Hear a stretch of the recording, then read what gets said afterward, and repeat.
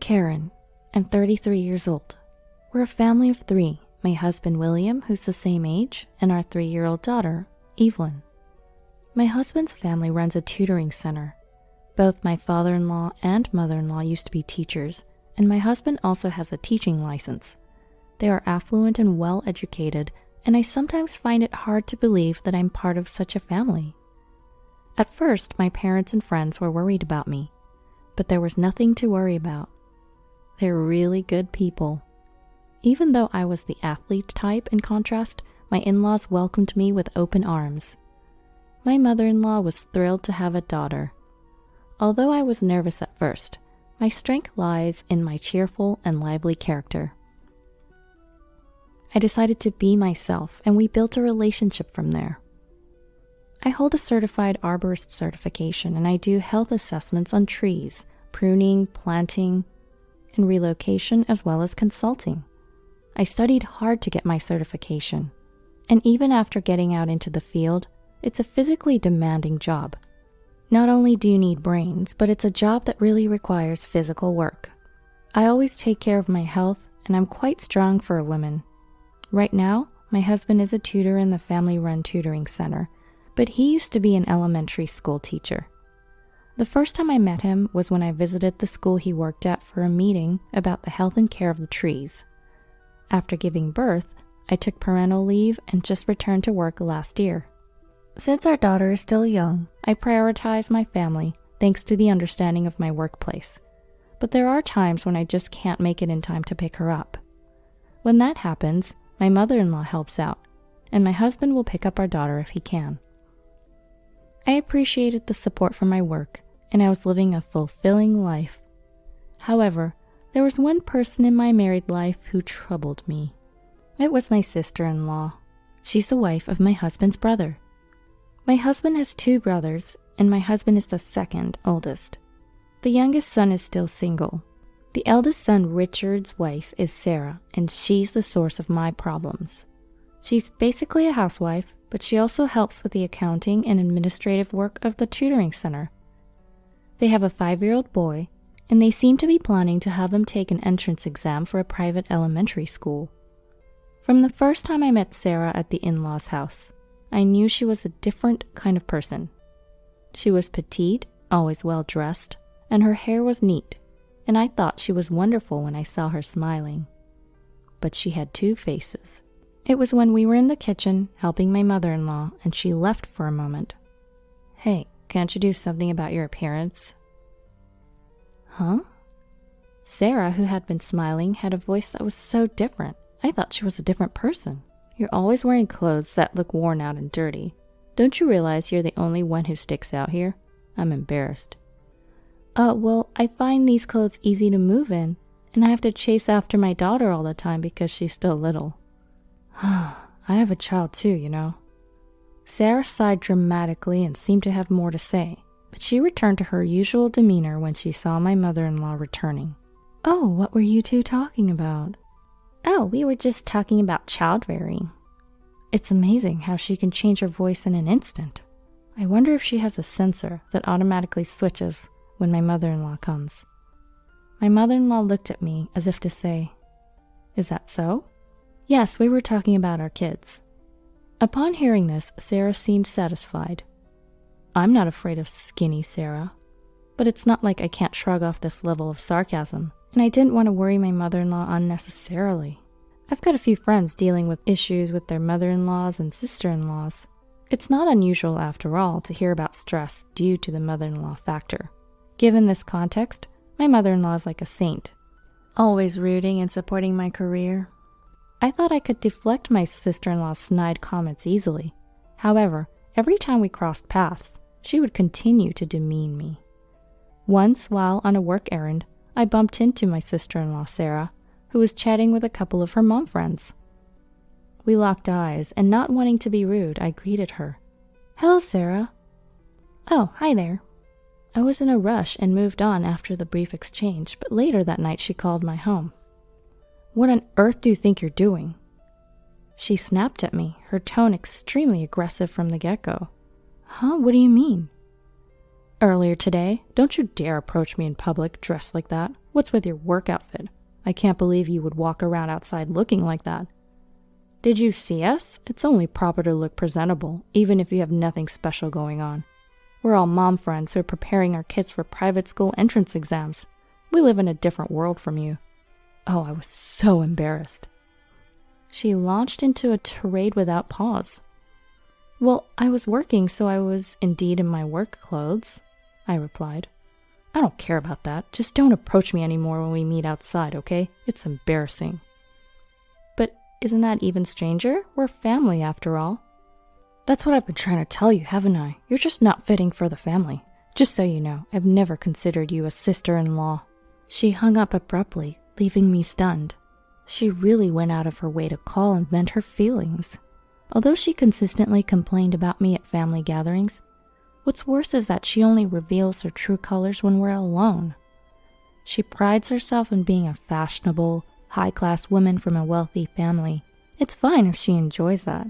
What I don't understand is her constant need to attack me, simply because I don't align with her preferences. Yes, she always dresses elegantly in sports accessories, but why does she need so many? I wonder if her quiet husband, my brother-in-law, lets her shop as much as she wants. He probably doesn't even know about this side of her. It's just who she is. I've kept silent about this to my brother-in-law and mother-in-law, but I did let my husband in on it, as it was becoming a source of stress. Huh? She doesn't seem like that. He initially shrugged it off. A few days later, my mother-in-law called me. There was a family dinner coming up over the weekend, and she wanted to let me know the time and place. We each live about 30 minutes away by car. Normally, she doesn't interfere with her son's household. However, she insists on gathering the entire family for my father-in-law's birthday, Thanksgiving, and Christmas.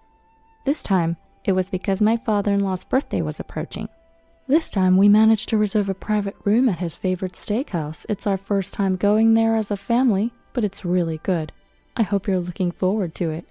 Oh, I am, thank you. While I was genuinely excited, I dreaded seeing my sister-in-law again. You don't sound very enthusiastic. Are you busy at work? Oh, I'm okay. I'm perfectly fine. Uh-oh, had my voice betrayed my feelings? I hurriedly reassured her. Karen, if there's anything bothering you at home, please let me know, okay? Our home? We're managing just fine, even when work runs late. You help us out. I really appreciate all you do for us. It's not about your family, though. Huh? I was puzzled, not understanding what she meant. Then the weekend came, and with it, the dinner party.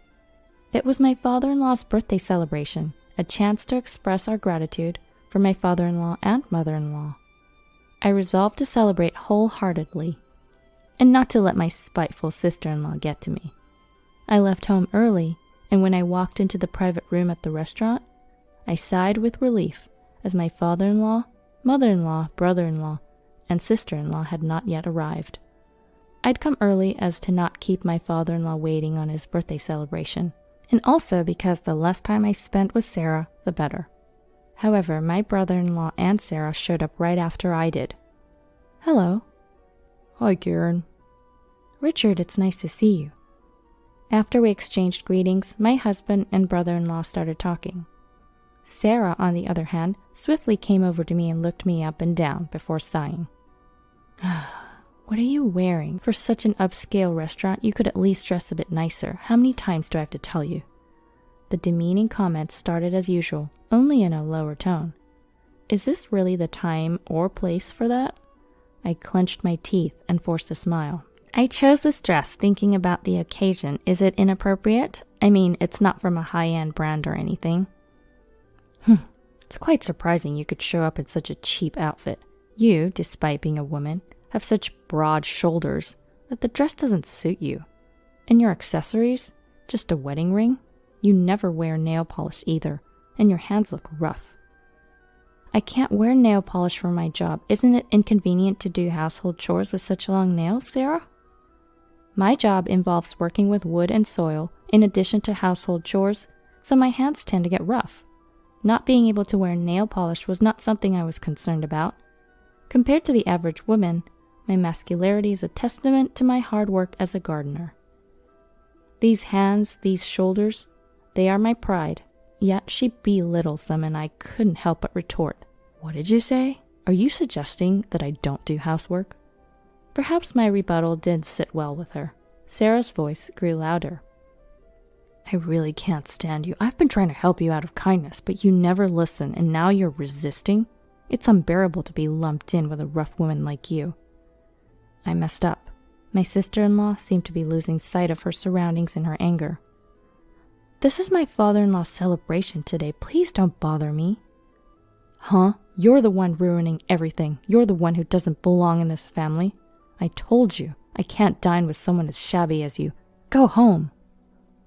Wait, what? I have to go home? This dinner was organized by my mother-in-law, and the person ruining it is clearly her. I'll listen to your complaints about me later. I have things to say to you as well, but for now... I had decided to stand my ground, but not now. "Don't you dare talk back to me. Didn't you hear me? I said go home. In fact, leave this family." Just as my husband started to approach in response to Sarah's loud voice, the private room's door opened. "The one leaving should be you." My mother-in-law entered the room, quietly yet decisively. My father-in-law and their youngest son, John, also entered, and my mother-in-law gently closed the door. "What?" Sarah, who was fired up, must have remembered where she was and what was happening. She was lost for words, her mouth opening and closing in surprise. What was that about?" "Everyone, please sit down." Despite her soft voice, there was a compelling force in my mother-in-law that everyone obeyed. "It seems we need to have a chat before we can enjoy the birthday celebration. I'm sorry for this interruption."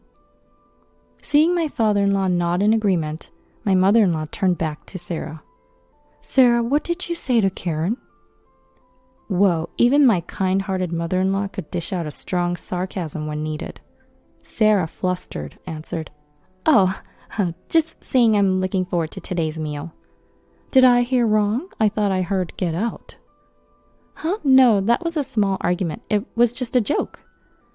She was still somewhat agitated, but I was impressed at how Sarah was trying to regain her usual cheerful demeanor. "An argument? What caused it? It seemed you were the one doing all the talking. Have you been bullying Karen like this whole time?"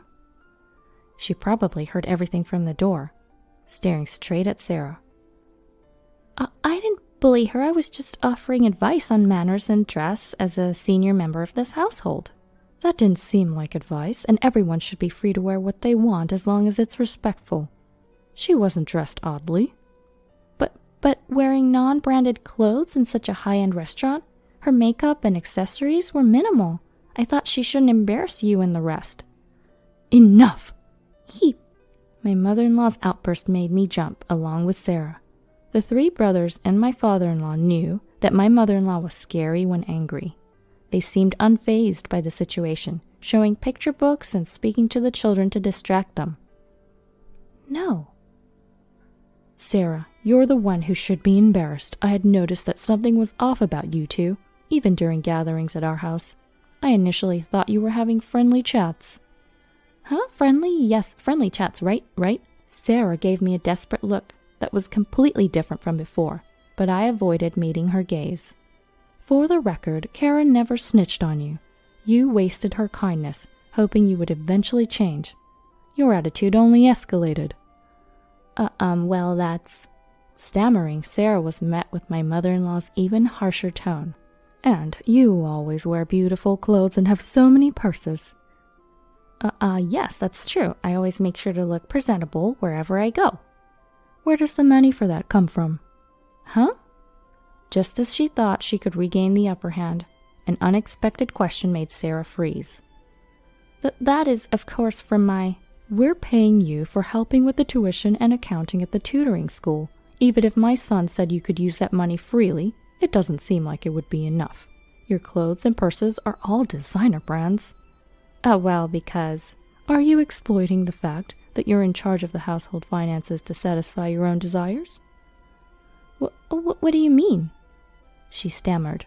I could see why she's confused. I was curious about the source of their money myself. I had always thought my brother-in-law was just a generous guy. Maybe he just left all the household finances to her. It's concerning to me that he didn't keep a closer eye on their spending. Maybe he trusted her because she acted as a good wife so well. When I think about it like that, I almost feel sorry for him. So, you've been spending money like water, and now you want to send your child to a private school? She asked. You've been settling aside funds for their education, right? What? You're not expecting us to pay, are you? No, not at all, but he's your adorable grandchild after all. Which is it? So she was planning to rely on my father-in-law and mother-in-law's money all along. Of course we love our grandchildren. We're thinking of supporting them financially if necessary, says my mother-in-law. Really? But only after you leave our home. What? No, there's no need for that. I'll apologize to Karen for telling her to leave. Karen? It's the first time she's referred to me by name.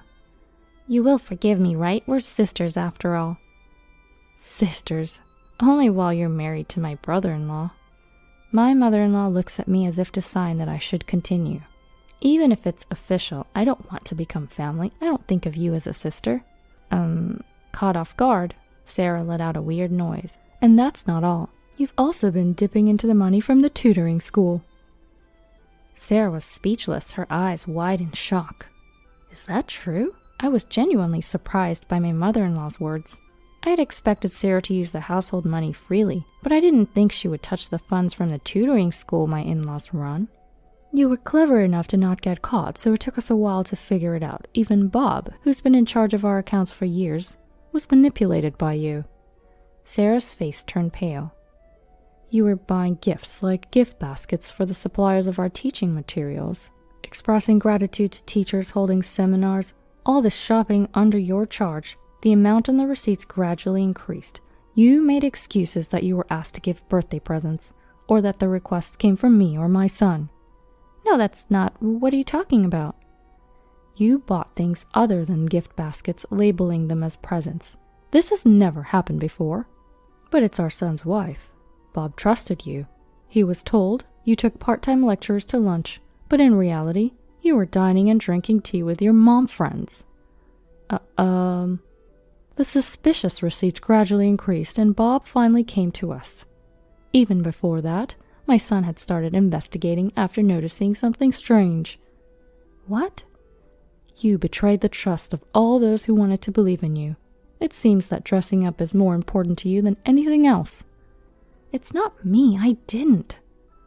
Sarah looked at my brother-in-law as if begging for help, with a voice that's almost a whisper.